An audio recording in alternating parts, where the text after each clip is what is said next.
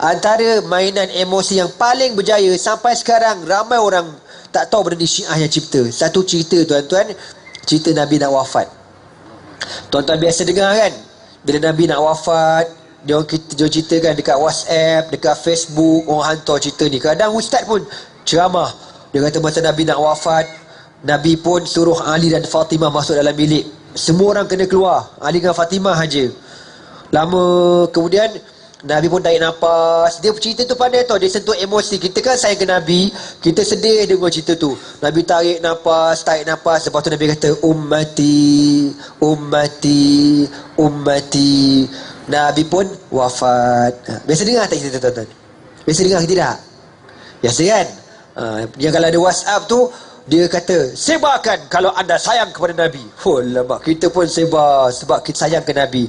Rope-ropenya Syiah buat cerita tu tuan-tuan. Syiah buat. Saya pun tak tahu mula-mula cerita. Saya pun share dekat orang dululah, zaman aku tak tahu. Bila aku dah tahu, silap orang lah. Saya cek dalam 5 kitab sirah. Nurul Yaqin, Fiqh Sirah An-Nabawiyah, Ibnu Hisham, Itmamul Wafa, Ar-Rahiqul Makhtum. Saya cek dalam banyak kitab sirah, tak ada satu pun riwayat yang menceritakan Nabi sebelum wafat, Nabi sebut ummati, ummati. Memang tak ada. Rupa-rupanya Syiah punya kelentong. Kau tahu tak kenapa? Sebenar punya versi tuan-tuan, cerita yang sebenar yang sahih, yang dalam 5 kitab sirah dan kitab sirah yang lain cerita, Nabi diwafat di dalam rumah Aisyah radhiyallahu taala anha. Sebelum Nabi wafat, Nabi sering bertanya dekat isteri dia, besok dekat rumah siapa ya, besok giliran rumah siapa ya. Setiap kali dekat isteri ni, Nabi akan tanya, besok isteri siapa ya. Jadi isteri Nabi faham, maknanya Nabi nak ke rumah Aisyah. Bila Nabi duduk dekat rumah Aisyah, Nabi tak tanya dah, besok giliran siapa ya. Nabi tak tanya dah soalan tu, ya. Sehinggalah pada saat-saat kewafatan Nabi SAW, Aisyah kata, aku baringkan Nabi di atas peha aku, dan aku ambil sebatang sugi daripada seorang sahabat ni, aku gigit sugi itu sampai lembut, aku bagi dekat Nabi. Nabi pun bersugi. Nabi kata, inna lil mauti sakarat, inna lil mauti sakarat. Nabi kata, sesungguhnya kematian ini sakarat, memabukkan, sakit kematian ni. Nabi kata, lama-lama tu Aisyah kata, Nabi sebut, ma'allazina an'amta alaihim minan nabiyyin wasiddiqin wasyuhada'i wassalihin Allahumma.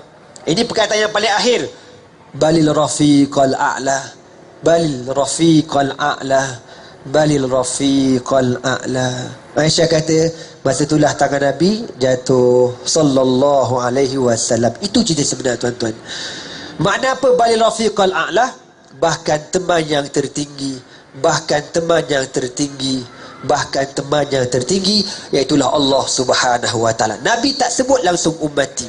Tuan-tuan tahu tak apa cerita sebenar? Cerita sebenar, Syiah nak buang nama Aisyah dalam cerita ni. Sebab dalam ramai-ramai isteri Nabi, yang paling Syiah benci Aisyah. Yang kedua Hafsah. Tahu kenapa? Sebab Aisyah anak kepada Abu Bakar As-Siddiq, Hafsah anak kepada Umar Al-Khattab radhiyallahu taala anhum ajmain. Syiah kata Abu Bakar ni punya cerdik. Ini Syiah cakap tuan-tuan, Syiah yang kurang hajar kata, Abu Bakar ni punya politik, dia punya baca panjang politik dia. Dia dah awal-awal lagi nak lobby jawatan khalifah dengan cara dia kahwinkan anak dia dengan Nabi. Ini celaka punya Syiah tuan-tuan.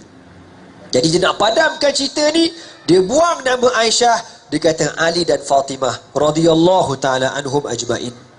Jadi tuan-tuan, saya nak pesan sekali lagi, kalau tuan-tuan dengar ada orang cerita ummati, Nabi nak sebut, Nabi nak wafat, Nabi kata ummati, ummati, tu Syiah punya cerita. Jangan percaya, jangan percaya.